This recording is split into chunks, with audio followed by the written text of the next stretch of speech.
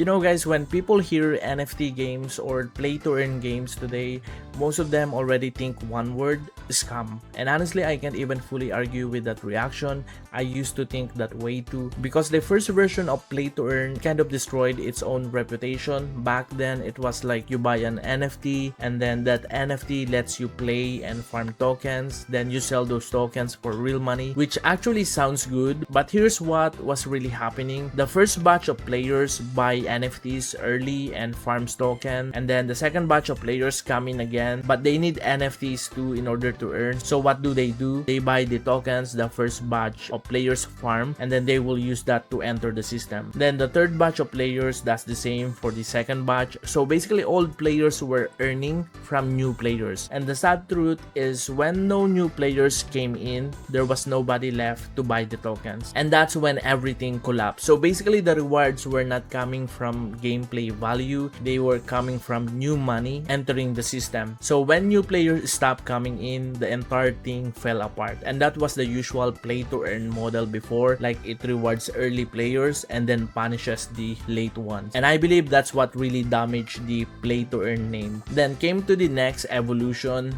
play to earn MMOs, games like Mirror 4 before. It started shifting things, like instead of buying NFT to farm, it became farm resources in the game and then convert to token. And that was already better because at least now you had actual gameplay involved. But then they evolved it again, they made it more competitive, like the farming areas became PvP area. Basically you don't just farm, you also now need to fight for the right to farm. So earning become tied to power. And that's where things started changing again and again. And fast forward to what we have right now, let's talk about ROM on Cross. If you really analyze it, is this still play to earn or is it something else? Because if we're being honest, this feels more now like pay to compete to earn. And I don't say that as an insult, I say that as an observation. Like if you look at the structure, seasonal rankings, competitive rewards, boss hunts, guild domination, and the big rewards, they're not evenly distributed to everyone grinding. Instead, they go to the top. And right now, ROM is actually getting wild because they announced that for season 1, they're returning 100% of the game revenue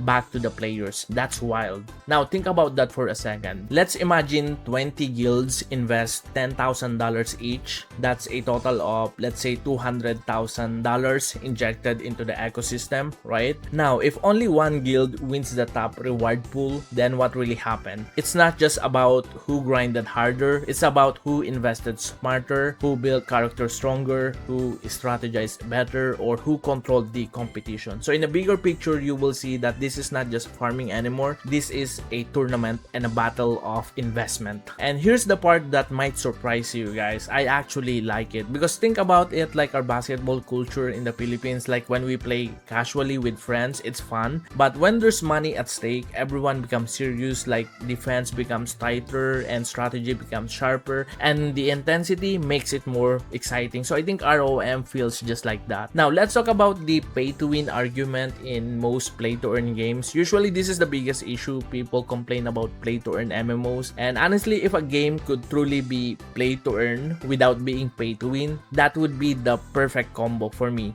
But in reality, when you look at the structure closely, it's not that simple to do that. Because think about this, where do the rewards actually come from? They come from spending, from people buying in the cash shop, from people upgrading gears, from whales who are competing harder. So basically, if no one is spending, where does the earning come from? That's the uncomfortable truth. Like in most play to earn systems, earning is connected to someone else paying. So in a way, if there's a pay to win element or at least no spending pressure, then there's no real reward pool to distribute. That's why this system always lead toward competition and investment. Because without money flowing in, there's nothing flowing out. But again, people say play to earn games are just pay to win. But if you think about it again for a second, for example, in traditional or classic MMOs, there are actually also pay to win. Like we all know what happened behind the scene before. Like gold selling exists, account boosting exists, player buy resources from other players using real money. So power in the game is still available if you're willing to pay. The only difference is that in traditional MMOs, it's unofficial, it's player to player transaction. But in play to earn system, it's structured, it's built in into the economy. But either way, real money can still turn into power. Now, personally, if you ask me, I still like the idea of having no direct pay-to-win features coming straight from the devs. Like, honestly, I wish there was no such thing as power coming from the cash shop. And at the same time, I also like the idea of play-to-earn. I know it sounds kind of crazy right now to like both in one system, but this is just how I see it. Like, when devs are not directly selling power through cash shop advantages, it opens opportunities for players. Like, casual players can farm, they can grind resources, they can sell those resources to whales, and whales for sure, they have a different goal. They don't have the same mindset with the farmers of the game, so maybe they spend so they can compete at the top where there are other big rewards waiting. So in that structure, both sides kind of benefit in different ways. But again, here's the reality. Maybe based on the experience of game developers, whales usually spend more when they get some kind of power advantage. And if we go back to the core truth again, play to earn will never really generate rewards if nobody is spending. Because again, where does the reward pool come from?